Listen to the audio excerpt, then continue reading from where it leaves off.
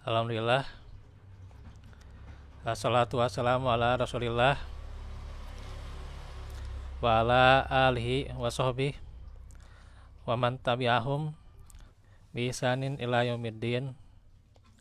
Asyhadu an la ilaha illallah wahdahu la syarikalah wa asyhadu anna Muhammadan abduhu wa rasuluh alladzi la nabiyya ba'dah.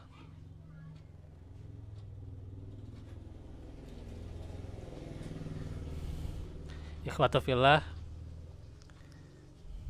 alhamdulillah pada sore hari ini, walaupun sore ini cuaca agak dingin ya, kita bisa menyempatkan diri di dalam majelis ilmu yang semoga Allah Ta'ala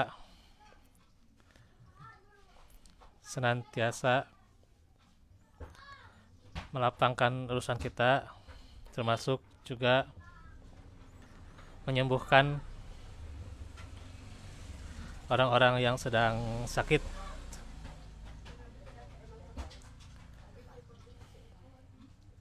serta senantiasa terus dikuatkan keimanan kita, karena tentunya pada kesempatan ini kita akan membahas sedikit mengenai bagaimana membersihkan akhlak yang tercela.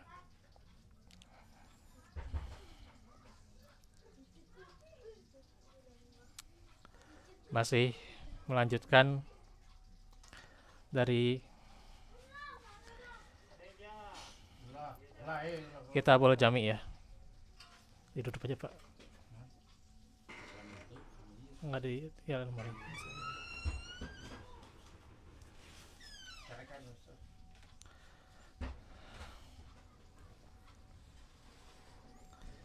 Ikhwatu fillah,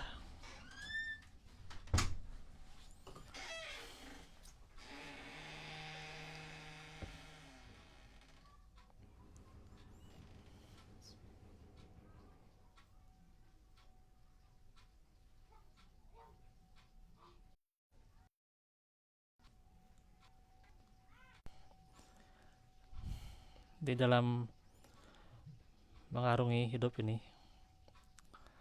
untuk senantiasa menguatkan keimanan kita, yang apalagi tentunya konsekuensi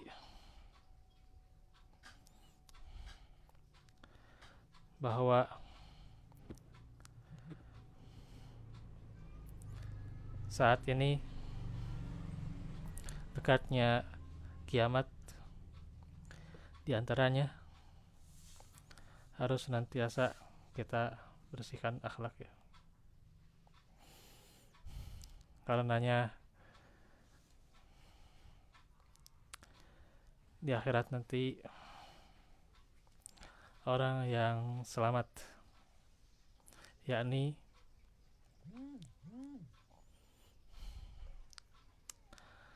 atau loha biqalbin salim,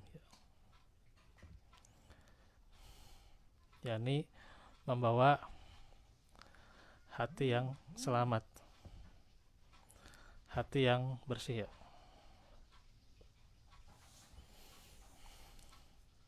Hati yang bersih dari mana ya? Di antaranya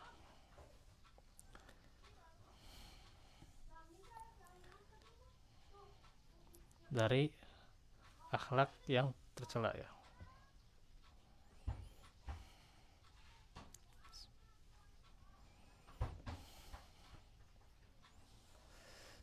Karenanya ketika masih ada noda keburukan akhlak itu sendiri,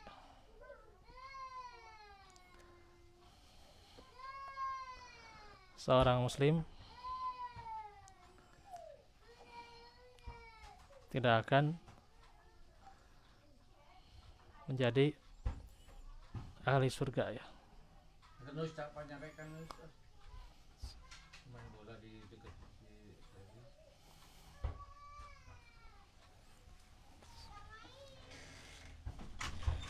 Sambil minum dulu Pak ya.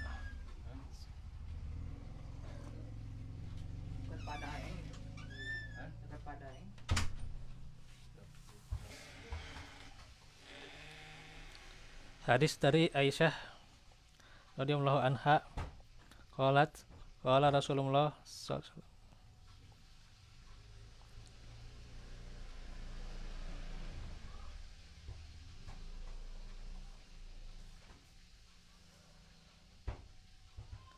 asyu'mu su'ul khulqi akhrajahu Ahmad wa fi isnadihi dha'fun. Dari Aisyah radhiyallahu anha, beliau berkata, Rasulullah bersabda bahwa akhlak buruk adalah kejelekan. Karenanya akhlak buruk harus senantiasa dijauhi ya.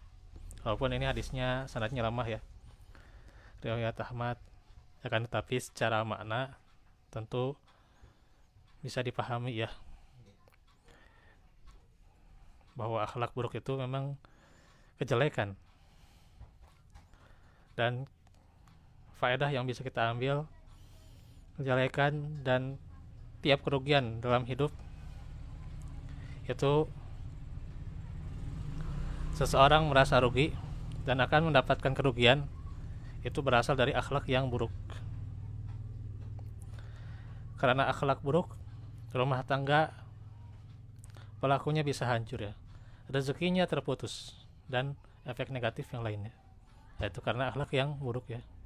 Ya contoh tentunya bagaimana dari keluarga tidak menjaga sopan santun atau berbicara seenaknya gitu ya, dan saling melawan satu sama lain. Nah itu akan berefek demikian ya, rezekinya terputus ya, dan juga rumah tangga bisa hancur ya.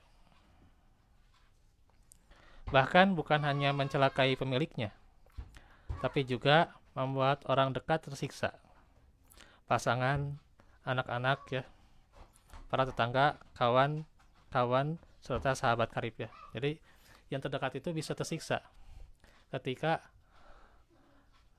orang itu terpisahkan dengan akhlak yang tercela ya. Dan ini kita lihat juga di masa ini ya. Bahkan bukan hanya mencelakai mereka, tapi yang terdekat juga ya. Jadi kandungan dari hadis itu benar, mengharuskan kita berhati-hati dari akhlak yang buruk. Jangan membiarkannya merasuk dan menghancurkan kehidupan kita yang telah baik selama ini. Juga akhlak yang baik atau buruk adalah hasil usaha ya. Berklofik. Jadi akhlak yang baik atau buruk itu hasil usaha sendiri ya. Karena itu ada pahala jika berakhlak baik dan azab lantaran akhlak yang buruk. Maka jika ada orang yang bawaannya itu punya sifat yang buruk ya gitu, karakternya punya sifat yang jelek ya, itu bukan alasan untuk membiarkan akhlak itu ya, untuk membiarkannya akhlak itu terus berjalan ya.